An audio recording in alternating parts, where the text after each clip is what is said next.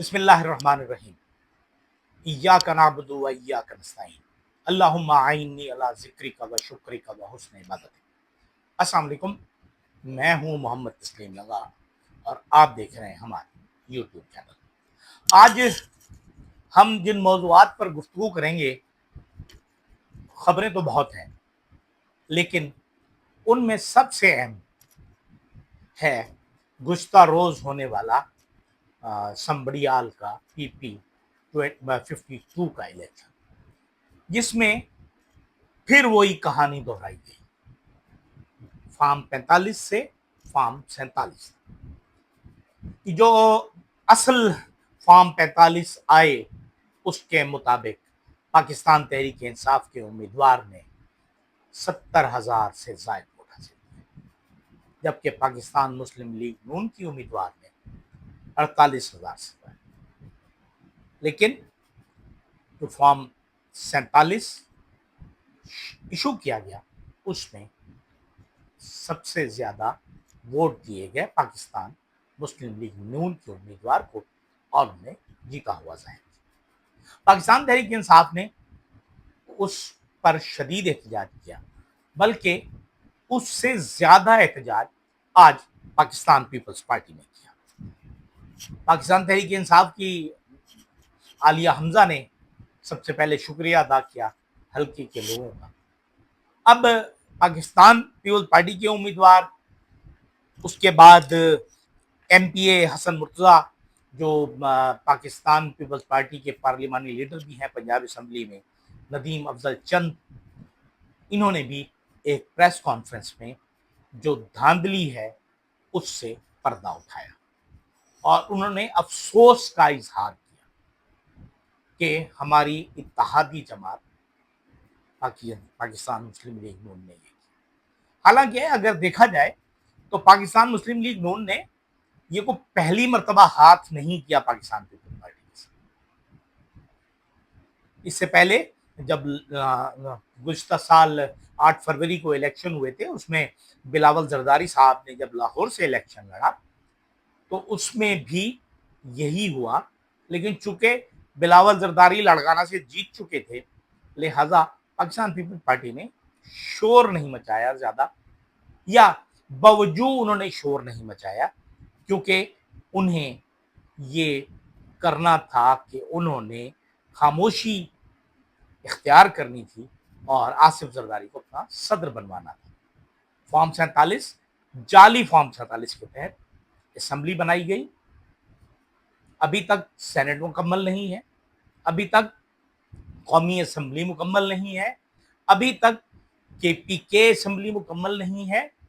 لیکن اس کے باوجود وزیر اعظم بھی بن گئے، اس کے باوجود صدر بھی بن گئے، اور آج بڑے غرور، فخر اور شور کے ساتھ سینہ تان کے ہمارے لیڈران، ہمارے رہنما گھوم پھر رہے ہیں پاکستان پیپلز پارٹی کی۔ لیکن گزشتہ روز ہونے والے الیکشن میں جو کچھ ہوا پاکستان پیپلز پارٹی کے ساتھ، اگر تھوڑی سی بھی ان میں عقل ہے، کامن سینس ہے، لیکن کامن سینس بھی زیادہ کامن نہیں ہوتا، لیکن بہرحال شور تو مچایا انہوں نے، اسے انتخابی اسٹنٹ بنایا، لیکن پھر بھی پاکستان پیپلز پارٹی چونکہ تیسرے نمبر پر تھی، دوسرے نمبر پر نواز لیگ تھی، اور پہلے نمبر پر پاکستان تحریک انصاف کے حمایت یافتہ امیدوار تھے۔ لیکن بہرحال الیکشن ہوئے اور نتیجہ پھر وہی ڈھاک کے وہی 3 پات۔ دوسری طرف اگر ہم دیکھیں، پاکستان میں حالات بہتری کی طرف کہیں سے نہیں جا رہے، اور یہ بات سمجھ میں نہیں آتی کہ ہمارے فیصلہ ساز، ہمارے صاحب اختیار، ہمارے طاقتور حلقے، جن کے پاس اس وقت تمام چیزیں ہیں، تمام اختیار ہے، تمام طاقت ہے، تمام فیصلے کرنے کی اجازت بھی ہے اور اختیار بھی، وہ اس ملک میں حالات کو بہتر بنانے کے لیے کیوں نہیں مثبت انداز میں سوچ رہے ہیں۔ اسمبلی یرغمال، ہمارے पार्लियामेंट यरगमाल, हमारी अदालतें तबाह बर्बाद, हमारे इदारे जेर नगी। और मज़ेदार बात ये कि अगर हम ये देखें कि हमारे उलमाए कराम जो हैं वो भी अब दरबारी उलमा का किरदार अदा करते हुए नजर आ रहे हैं। मुझे बहुत अफसोस हुआ जब आज से 2 महीने 1.5 महीने कबल पाकिस्तान के दो मुख्तलिफ जो फ़िक़े हैं देवबंद और बरेलवी, और उलमाए देवबंद और बरेलवी हजरात के मुफ्ती आज़म पाकिस्तान ने एक फतवा जारी किया जिसमें यह कहा गया कि फ़लस्तीन पर जिहाद लाजिम हो गया है फ़लस्तीनियों को। समझ में ये बात नहीं आ रही कि हमारे उलमाए कराम उससे पहले तकरीबन 1.5 साल तक सो रहे थे या उन्हें इजाज़त अभी नहीं। अब अगर हम ये देखें कि पाकिस्तान में जो मसाइल इस वक्त पैदा हो गए हैं वो किसी एक इख्तियार की वजह से गड़बड़ हो गई, और वो इख्तियार है हमारी फौजी इंतज़ामिया या इस्टेब्लिशमेंट की वजह से। इस वक्त अगर हम ये देखें, इस्टेब्लिशमेंट जो है वो तालीमी इदारों को अप्रोच कर रही है, असातिज़ा को अप्रोच कर रहे हैं। हमारे बड़े बड़े जो जर्नैल हैं, वो कोर कमांडर्स हैं, DGISPR है, हत्ता कि हमारे फील्ड मार्शल साहब तक तमाम लोग असातिज़ाए कराम को टारगेट कर रहे हैं और उन्हें ये बावर करा रहे हैं, कह रहे हैं, उन्हें तरगीब दे रहे हैं कि आप पाकिस्तान की तारीख नौजवानों को पढ़ें। अब मुसीबत यह है कि पाकिस्तान की कौन सी तारीख पढ़ाई जाए, 1960 से पहले वाली या 1960 के बाद वाली। हमारे पास जो मुताल्ला पाकिस्तान है उसमें सच और झूठ का अगर तनासुब निकाला जाए तो वो बहुत बड़ा फर्क है। यानी अपने मतलब के मुताबिक तारीख बनाई गई और हमें पढ़ाई जा रही है, हमारे नौजवानों को पढ़ाई जा रही है। अगर हम 1960 तक की दरसी कुतुब देखें तो उसमें ये लिखा होता था उन कुतुब में, सिर्फ एक मिसाल में दे रहा हूं कि कायदे आजम जिला ठट्टा के एक शहर झिरक में पैदा, 1960 से पहले की किताबों के मुताबिक। लेकिन उसके बाद क्या हुआ कि कायदे आजम की जाए पैदाइश झिरक से निकल कर वो आ गई कहाँ, वजीर मेंशन में, कराची में। मतलब ये कि या तो वो झूठ पढ़ाया जा रहा था या आज गलत पढ़ाया जा रहा है। ये अब लोग सवाल कर रहे हैं, सोशल मीडिया पर ये सवाल उठाया जा रहा है। यानी यहां तक है कि जिस रात पाकिस्तान आज़ाद हुआ, 14 अगस्त को पाकिस्तान आज़ाद हुआ, उस 14 अगस्त को 27 रमज़ानुल मुबारक नहीं था, वो 26 रमज़ानुल मुबारक था और जुमेरात का दिन था। यानी हमारी तारीख आज भी हमें यह पढ़ाती है कि पाकिस्तान 27 रमज़ानुल मुबारक बरोज जुमा वजूद में आया। हालांकि अगर हम 1947 में तारीख में देखें, किताबों में देखें, उस दिन के अखबारात उठाएं तो जुमे वाले दिन 15 अगस्त थी, 14 अगस्त नहीं थी,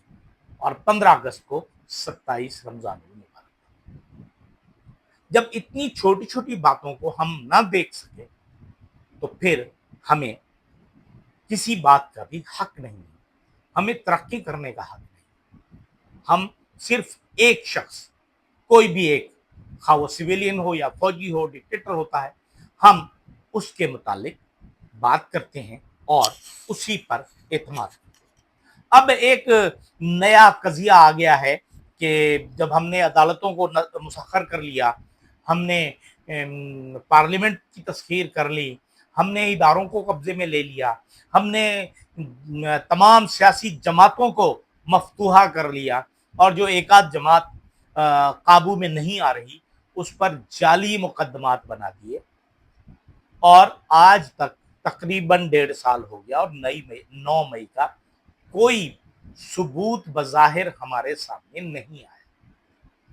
اب میں نے بات کی تھی علماء کے حوالے سے، اب یعنی یہاں تک حالات آ گئے ہیں کہ آپ پاکستان میں تبلیغی جماعت میں اپنا کنٹرول حاصل کر چکے ہیں، اور اس وقت جو مولانا طارق جمیل صاحب ہیں ان کے ساتھ کیا ہوا کہ اب ہم بتانا چاہتے ہیں۔ تھوڑی سی پہلے گفتگو سن لیں مولانا طارق جمیل کی، کہ ان کو تقریر کرنے نہیں دی گئی تبلیغی اجتماع میں، اور اس کے بعد ان کا ایک بیان اس وقت آیا ہے سوشل میڈیا پر، تو سنتے ہیں کہ مولانا طارق جمیل کیا کہتے ہیں۔ چاہوں گا کہ آپ سنیں تاکہ آپ کو اندازہ ہو۔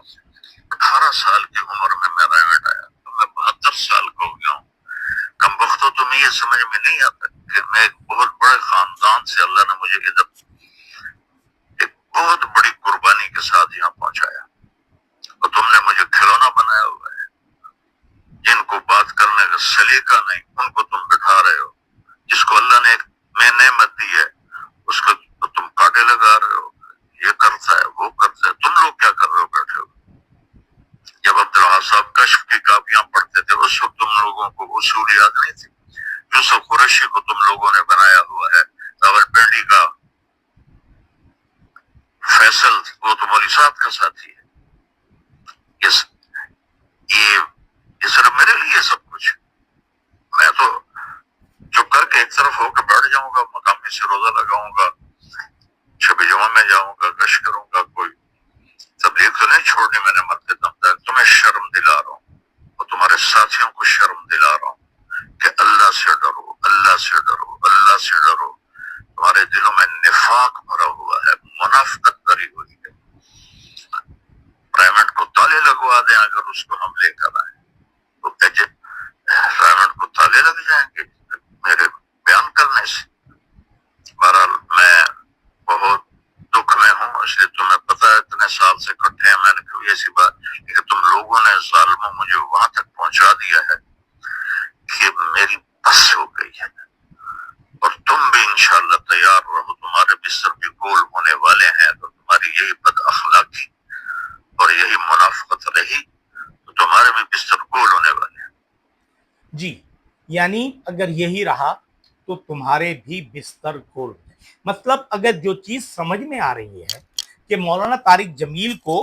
اس بات پر تقریر کرنے نہیں دی گئی، اس وجہ پر کہ اگر مولانا طارق جمیل خطاب کریں گے تو رائے ونڈ میں جو تبلیغی اجتماع ہوتا ہے اسے بند کر دیا جائے گا۔ اب اگر ہمارے علماء کرام جو پہلے فلسطین کے معاملے پر انہوں نے ایک مجرمانہ خاموشی رکھی اپنے اوپر، مسلمانوں کے لیے کسی جگہ آواز نہیں اٹھائی، اب وہ لوگ کیا کہہ رہے ہیں کہ اگر مولانا طارق جمیل جو عمران خان کی حمایت میں بات کرتے ہیں اگر انہوں نے تقریر کی تو کیا ہوگا کہ رائے ونڈ کو بند کر دیا جائے گا، اس پر تالے لگ جائیں گے۔ اس سے خوف زدہ ہیں ہمارے علماء کرام۔ یہ درباری علماء ہیں یا علماء سو ہیں، یہ سوچنا اور فیصلہ کرنا ان کا کام ہے۔ لیکن اگر ہم یہ دیکھیں حضور اکرم صلی اللہ علیہ وسلم کا طرز عمل کیا تھا، یعنی جس بات کو حضور اکرم صلی اللہ علیہ وسلم درست سمجھتے تھے اس پر اسٹینڈ لے لیا کرتے تھے، یعنی کہ یہاں تک کہ جب قریش کا وفد حضور کے چچا ابو طالب کے پاس گیا کہ جی اپنے بیٹے کو سمجھاؤ، اپنے بھتیجے کو سمجھاؤ، ہمارے خداؤں کو برا بھلا کہتا ہے کہ ان کی عبادت نہ کرو، وہ جھوٹے ہیں، خدا نہیں ہیں، وہ بت ہیں وہ کسی قابل نہیں ہیں، تو ہم کچھ شرائط لے کر آئے ہیں جس میں انہوں نے دولت کی آفر کی،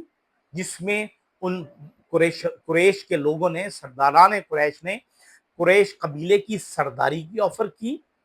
بے انتہا دولت کی آفر کی، اور آخر میں یہ کہا کہ انہیں عرب کی جس خاتون سے شادی کرنی ہے ہم وہ شادی بھی کروا دیتے ہیں۔ تو حضور اکرم صلی اللہ علیہ وسلم نے اپنے چچا کو کیا جواب دیا تھا کہ اگر یہ میرے ایک ہاتھ پر چاند اور ایک پر سورج بھی رکھ دیں تو بھی میں اپنے اس عمل سے باز نہیں ہوں۔ مطلب یہ کہ آج ہمیں یہ سوچنا ہے کہ ہمارے علماء اکرام کیا یہ سمجھتے ہیں کہ یہ ایک فون کال پہ دھڑام ہو جائیں گے یا دھڑام ہو گئے، گر گئے؟ نہ تو ہم وقت پر فلسطینیوں کی حفاظت کر سکے، فلسطینیوں کو تباہ و برباد کرنے میں ہمارے مسلمان حکمرانوں کا بہت بڑا کردار ہے، اور پاکستانی حکمران ان کے تو کیا ہی کہنے کہ ایک سینیٹر مشتاق صاحب ہیں جماعت اسلامی کے، جب وہ 3 آدمیوں کے ساتھ بھی احتجاج کرنے جاتے ہیں تو انہیں گرفتار کر لیا جاتا ہے۔ یعنی کہ حضور صلی اللہ علیہ وسلم کی وہ حدیث بھی بھول گئے کہ مسلمان ایک جسم کی مانند ہیں کہ جسم کے ایک حصے میں تکلیف ہوتی ہے تو پورا جسم بے چین ہو جاتا ہے۔ اور آج ہمارے فلسطینی بھائی جس طرح ان پر ظلم کیا جا رہا ہے، جس طرح ان کو قتل کیا جا رہا ہے، جینوسائیڈ ہو رہا ہے ان کا، اس پر ہمارا کوئی مسلمان حکمران، کوئی آرمی چیف، کوئی جنرل، کوئی فیلڈ مارشل اس کی مذمت کرنے پر تیار نہیں ہے۔ اور جہاں کوئی بھی شخص نکلتا ہے فلسطینیوں کے حق میں، یہ ڈوب مرنے کا مقام ہے، کم از کم پاکستانیوں کے لیے، پاکستانی حکمرانوں کے لیے، کہ اسرائیل کے اندر جتنے بڑے بڑے جلوس نکالے گئے اور وہ یہودیوں نے نکالے اپنی حکومت کے خلاف، احتجاج کیا کہ فلسطینیوں کے ساتھ یہ ظلم نہ کیا جائے، اس کا تو عشر عشیر بھی پاکستان میں نہیں ہو سکا، کیونکہ کرنے ہی کچھ نہیں دیا گیا۔ اور کوشش یہ کی گئی کہ جیسے ہی کوئی شخص اس کام کے لیے آگے بڑھے اسے گرفتار کر لیا۔ اب ہر جگہ ایک ہی نعرہ ہے کہ جو ہمارا حکم ہے وہی ہمارا ہے، وہ پاکستان میں KPK ہو، گلگت بلتستان ہو، آزاد کشمیر ہو، یا بلوچستان جو وفاؤں کی سرزمین ہے اسے دھکیل کر ہم نے جفاؤں کی سرزمین بنا دیا۔ ہمارے وزیر اعظم صاحب فرماتے ہیں کہ آئیں ہم سے بات کریں۔ پتہ نہیں وہ کس دنیا میں رہتے ہیں جب وہ لوگ وفد لے کر ان والدین لواحقین کو لے کر اسلام آباد گئے تھے تو کیا وہ اسلام آباد پر چڑھائی کرنے گئے تھے؟ انہوں نے احتجاج کیا تھا، کرتے آپ ان سے بات، جب اب سب چیزیں ہاتھ سے نکلتی چلی جا رہی ہیں اور بلوچستان ریت کی مانند ہاتھ سے پھسلتا جا رہا ہے، آج بھی ہوش نہیں آیا ہمارے حکمرانوں۔ آج بھی بلوچستان میں جائیں گے تو سرکاری جو سردار ہیں ان کا جرگہ کر لیں گے۔ کیوں؟ کیا ایک عام بلوچ، اس کی جان کی کوئی قیمت نہیں؟ اس وقت تو وہ چلی ہے رسم کے کوئی نہ سر اٹھا کے چلے، جو کوئی چاہنے والا طواف کو نکلے، نظر چرا کے چلے، جسم جا بچا کے چلے۔ اس وقت صورتحال یہ ہے کہ ہم اپنے ہی ملک کو دبونے میں پوری کوشش ڈبونے کی کر رہے ہیں، اور دوسری طرف ہم یہ بھی امید رکھتے ہیں کہ ہمارے ملک کو کچھ نہیں ہوگا۔ ہم اپنے ملک کی جڑیں کاٹ رہے ہیں، بہت ٹاپ سے لے کر باٹم تک، لیکن کوئی یہ سوچنے کو تیار نہیں ہے کہ اگر پاکستان کی جڑیں کھوکھلی ہوئی تو ہمارا کیا بنے گا۔ یہاں تو اس وقت جو پاکستان کی صورتحال ہے وہ صرف اتنی ہے کہ بقول شاعر ہر شاخ پہ الو بیٹھا ہے، انجام گلستان کیا ہوگا۔ اجازت دیجیے، اللہ حافظ۔